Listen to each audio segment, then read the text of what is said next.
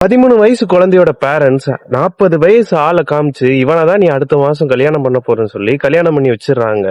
கொஞ்ச நாள்லயே ஆடி மாசம் வருது. அந்த பொண்ணு அவங்க அம்மா அப்பா வீட்டுக்கு வந்து கொஞ்சம் சந்தோஷமா வாழ்ந்துகிட்டு இருக்கு. ஆனா அந்த பொண்ணுக்கு அப்ப தெரியல இதுக்கப்புறம் நம்ம வாழ்க்கையில சந்தோஷமே இருக்காதுங்கிறது. தமிழ்நாடை சேர்ந்த சீதாங்கிற பொண்ணுக்கு வந்து தன்னோட 13 வயசுல உங்க அம்மா அப்பா வந்து இந்த பொண்ணை கடைசியா கரை சேர்த்தாகணும் அப்படின்னு சொல்லி கரை சேர்த்து 40 வயசு ஆளு கல்யாணம் பண்ணி வச்சிடறாங்க.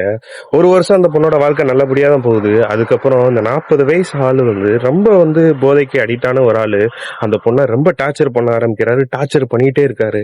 சீதா வந்து அவங்க அம்மாட்ட தன்னோட 14 வயசுலயே அம்மா எனக்கு பயமா இருக்கு நான் வந்துடுறேன் அப்படின்னு சொல்லும்போது அவங்க அம்மா வந்து கல்லானாலும் கணவன் புல்லானாலும் புருஷன் நீ அங்கேதான் இருக்கணும், நீ என்னதான் உனக்கு ஆனாலும் நீ அங்கேதான் இருக்கணும்னு சொல்லி அந்த பொண்ணை சொல்லணும்னா அந்த பொண்ணும் சரி வேற வழி இல்ல நம்ம வாழ்க்கை இப்படிதான் போகணும்னு சொல்லி வாழ ஆரம்பிக்கிறாங்க.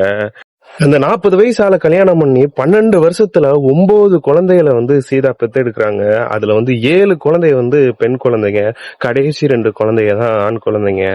இவர் வந்து ரெகுலரா வந்து இந்த பொண்ணை அடிச்சு துன்புறுத்த மட்டும்தான் செய்வாரே தவிர இந்த குழந்தைகளுக்கு தேவையான எதுவுமே பண்றது இல்ல. சீதாவோட அம்மா தான் வந்து எதா இருந்தாலும் பார்த்தாங்கன்னு சொல்லி அந்த குழந்தைகளுக்கு சரி சீதாவே குழந்தை இதுல சீதாக்கு வேற குழந்தையான்னு சொல்லி ரொம்ப வருத்தத்திலயும் அவங்க அம்மா வந்து நம்ம தான் தப்பு பண்ணிட்டோம்னு சொல்லி ரொம்ப கில்ட்ல தான் வந்து சீதாவை வந்து அவங்க கேர் பண்ணிட்டு இருந்திருக்காங்க. ஒரு ஸ்டேஜ்ல சீதாவோட ஹஸ்பண்ட் ரொம்ப குடிக்க அடிக்ட் ஆனனால கிட்னி ஃபெயிலியர் ஆகி இறந்து போயிடுறாரு. சுத்து வட்டாரத்துல உள்ள எல்லா ஊர்லயும் வந்து சீதாவை பத்தி தான் பேச ஆரம்பிக்கிறாங்க. 25 வயசுல 9 பிள்ளைகளை எப்படி கரை சேர்க்க போகுது இந்த பொண்ணு. இந்த பொண்ண ஊர் எல்லாருமே பாவமா பார்க்க ஆரம்பிக்கிறாங்க. அதுக்கப்புறம் 5 வருஷமும் போகுது.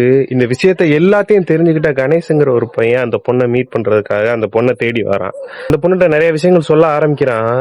அப்ப வந்து சின்ன வயசுல இருந்தே எங்க அப்பா அம்மா எங்கன்னு தேடும் போதுதான் எனக்கு தெரியுது நான் ஒரு அனாதைன்னு. நான் அனாத ஆசிரமத்துல கஷ்டப்பட்டு படிச்சு இப்ப நல்ல உத்தியோகத்துல இருக்கேன். என்னதான் நான் பெரிய உத்தியோகத்துல இருந்தாலும் எனக்குன்னு சாப்பிட்டியா தூங்குனியான்னு கேக்குறதுக்கு ஆள் இல்ல. என்னோட வழிகளை புரிஞ்ச இன்னொரு ஒரு அனாத பொண்ணதான் நான் மேரேஜ் பண்ணணும்னு நினைச்சுக்கிட்டு இருந்தேன்.